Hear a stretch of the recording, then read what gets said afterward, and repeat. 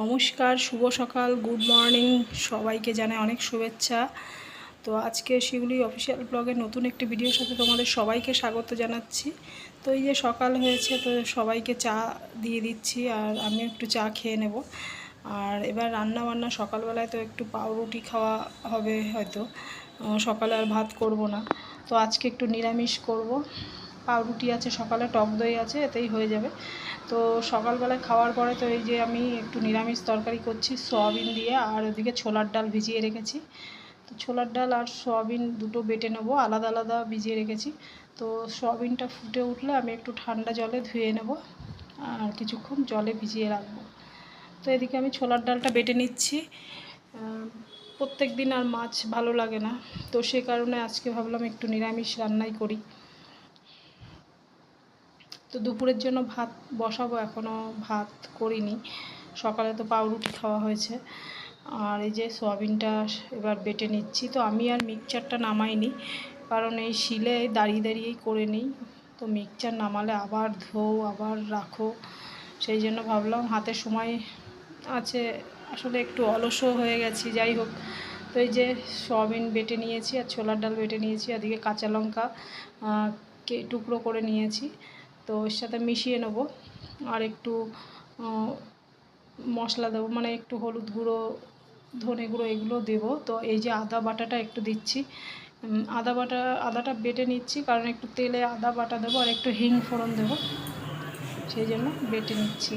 কারণ এটা কড়াইতে একটু শুকিয়ে নিতে হবে, যেমন ওই ধোকা করে সেই রকমই করছি ছোলার ডাল দিয়ে আর সয়াবিন দিয়ে। তো এই যে একটু হিং ফোড়ন দিলাম আর একটু আদা বাটা দিয়ে এই ডালটা দিয়ে দিচ্ছি, দিয়ে একটু লবণ তো আগেই দিয়ে দিয়েছি, দিয়ে একটু নাড়াচাড়া করে নিচ্ছি, শুকনো করে নিচ্ছি। তো প্রায় শুকিয়ে এসছে। এবার আমি থালাতে একটুখানি সাদা তেল দিয়ে থালাটা মাখিয়ে নিয়েছি, নিয়ে এবার এটা গরম থাকতে থাকতে একটু চেপে নিচ্ছি। তো চেপে নিয়ে এবার একটু ছুরি দিয়ে কেটে নিচ্ছি, চৌকো চৌকো করেই কেটে নেব। তো এরকম তরকারি মানে খেতে বেশ ভালোই লাগে, আর কিছু লাগে না, এই একটা তরকারি হলেই খাওয়া হয়ে যায়। আর বাড়ির সকলেই ভালোবাসে এরকম তরকারি, নিরামিষ। তো এই যে সাদা তেল দিয়ে আমি এই বরফিগুলো ভেজে নিচ্ছি, এই চৌকো চৌকো করে বরফিগুলো কেটে নিয়েছি। তো এগুলো আমি ভেজে নিচ্ছি, এখন একটু লাল করেই ভেজে নেব। তো মনেই হচ্ছে না যে এর মধ্যে সয়াবিন দিয়েছি, মনে হচ্ছে পুরো ছোলার ডালই মনে হচ্ছে দেখে, কিন্তু সয়াবিন আর ছোলার ডাল মিশিয়েই দিয়েছি, বেশ ভালোই লাগছে। একটু ভাজা খেয়ে দেখলাম ভালোই হয়েছে, আর মিষ্টিও খেলো একটু। তো এই যে আলুটা গোটা গোটা করে কেটে নিয়েছি, নিয়ে ভেজে নিলাম, নিয়ে এই যে ফোড়নে শুকনো লঙ্কা, তেজপাতা, গোটা গরম মশলা আর জিরে ফোড়ন দিয়েছি একটু, আর একটা টমেটো পেস্ট করে নিয়েছি, এটা একটু দিয়ে দিলাম, দিয়ে নাড়াচাড়া করে নিলাম। আর এদিকে একটু হলুদ গুঁড়ো দিয়ে দিয়েছি, আর এদিকে বাকি মশলাগুলো দিয়ে দেবো।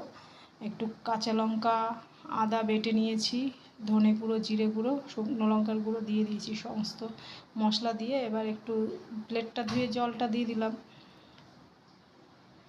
তো এবার কষিয়ে নিয়েছি, ভালো করে কষিয়ে এবার আলুগুলো দিয়ে দিয়েছি। তো আলুগুলো দেওয়ার পরে লবণটাও দিয়ে দিলাম একবারে, দিয়ে এবার কষিয়ে একটু জল দিয়ে দেবো।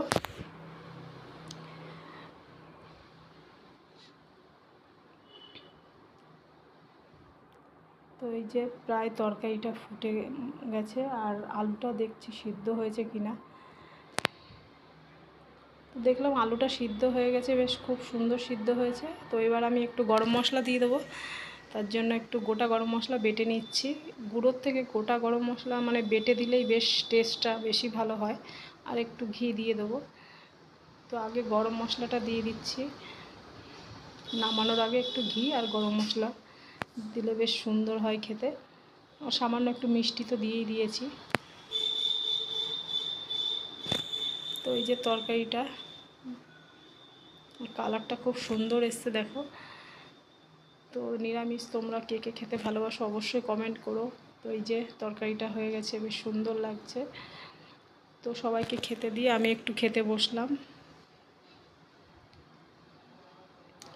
তরকারিটা সবার কাছেই ভালো লেগেছে, নিরামিষ যদিও, তো মাছ প্রত্যেক দিন ভালো লাগে না। তো আজকের মতো ভিডিওটা এখানেই শেষ করছি, আবার দেখাবে তোমাদের সাথে নতুন ভিডিওর সাথে। ততক্ষণে ভালো থাকবে, সুস্থ থাকবে, নমস্কার।